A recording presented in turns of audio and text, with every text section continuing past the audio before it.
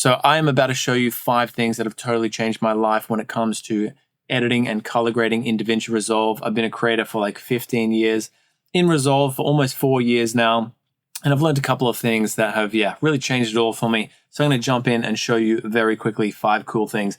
First things first, make a template.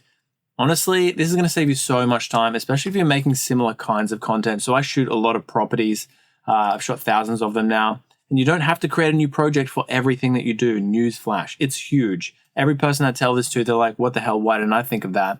So you just have the one project, and then you create a bunch of videos in that project. Then when you're done, you can save over it and then delete everything in there. Does that make sense? So I've got my property video template here. These are all the assets that I could possibly need in all of my editing. I've got an assets tab up here with some of my audio, my whooshes and things, my agent lower thirds, all of their title cards, a bunch of titles from the property, from the real estate agency that I work with. And that's all just in there ready to go. So I make maybe 50 different projects in this before it gets a bit too clogged. Then, as I said, just save over it. When something's finished, I move it to this little finished folder. When I save over it, I just come in here, delete all of those things. And boom, it just saves you so much time. I can't believe how many people don't do this. Everything's there. You just turn it on. Boom, my title's ready to go for me, So that's the first one. Second thing is obviously masking. Now, masking is essentially everything when it comes to filmmaking. And when you are into films and you're watching films, especially in the cinema, it's really interesting to kind of, when you know a bit about masking and grading, to really just look out for, oh, there's a mask here, there's a mask there. And it can be like the lower side of somebody's face, or like highlighting a particular object in a scene. And when you start to see these things, it's really obvious that masking is used absolutely everywhere. Now, obviously, cinematography is used to control light, right? And capture the most ideal lighting scenario. But it's not always the case that they actually nail it exactly the way they want. And they still want to enhance things in post, in the grade. So here's a perfect example. I've got the noise reduction off for now, but we are shooting in Blackmagic cinema camera. We've got this house, right? I've shot it a little bit after where, so it's just a little bit darker. And this is it raw, right? So there's a fair bit of information there. Obviously, we've popped our color on there, corrected it. We've transformed it into the right color space. I've added a bit of contrast and saturation in there with a couple of different things. We won't go over that right now, but essentially this is the big dog here is the mask. Now, this is the image as we want it in post, right? All the contrast and all that jazz. But then we've just added this mask here, and look how different that actually makes the house look. So let's dive into what the mask looks like. Essentially, it's just one of these guys, a window, right? You just click on the window and you draw it around the thing. It doesn't have to be anything crazy. And then you go into this guy here, track a window, make sure you press this one, which is track forward and reverse. And then you just set your parameters. So I've just put the gamma up by 3, put the shadows up by 15, added a bit of mid detail, which is to tracks your eye to that as well. And I also just make sure that I've just got a little bit of softness on here as well, so the mask isn't so obvious. Now, obviously, this is a little bit more intense than what you might do in a film scenario, but I'm just really trying to exaggerate this house look right here. The other thing that I'm doing in this mask is I'm moving over to the sat VSAT in the curves, and I'm desaturating the house here. So as you can see, there's some blues and stuff. Add that sat VSAT in, and it just really desaturates it all. So you can do some crazy things with masks and just start using them on as many clips as you can. Every time you see, like I haven't used it on this one, but when, we're outside here, but when I have an agent that I'm shooting in front of, I use this window 2, which is in my node structure. You can get my node structure down below in the link if you want it. And I just pop that over this guy, and it's just preset where they're ready to go. That's just adding 2 to the gamma. But I just use so many different masks here for so many different things. Masking is literally everything.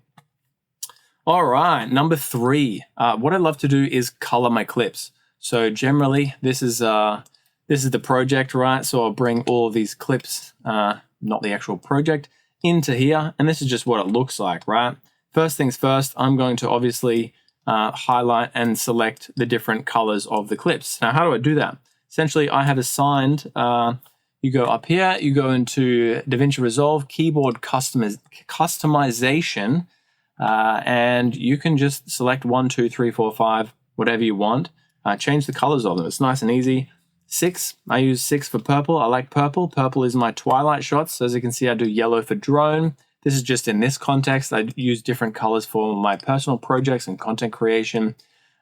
Green is a tight shot or my 85 mil. Blue is just the standard wide angle lens.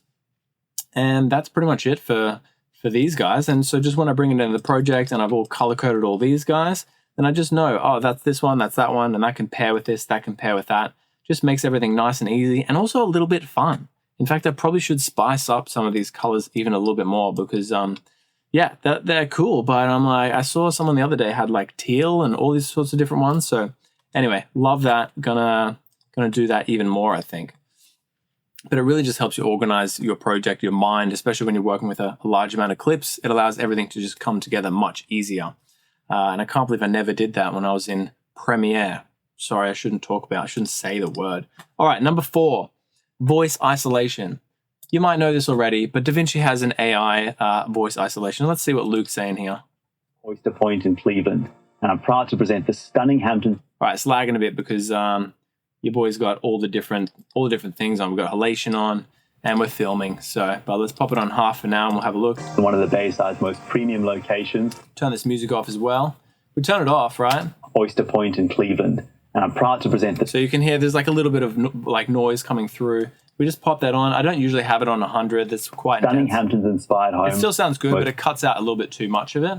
Around the 70 mark. Premium locations. And honestly, in comparison to all of the property videos in my city, this one trick is insane in terms of how much it increases the production value of these. And honestly, secret sauce shouldn't be saying this out loud.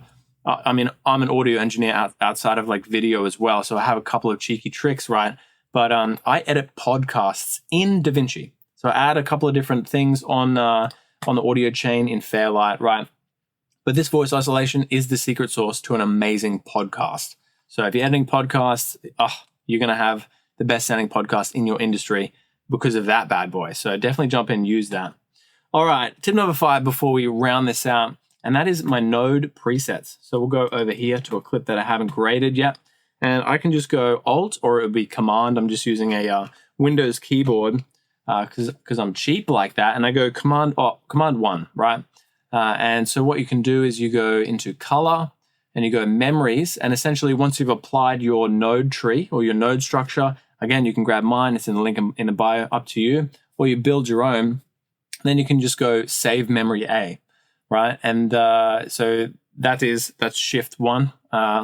And then I've obviously got, so this is my Black Magic, and then this is my Black Magic inside, and then I've got my drone one for Command 3, and then I've got my A7S3 one, Command 4, and then I've got my Davinci Resolve one, A7S3 one inside, Command 5.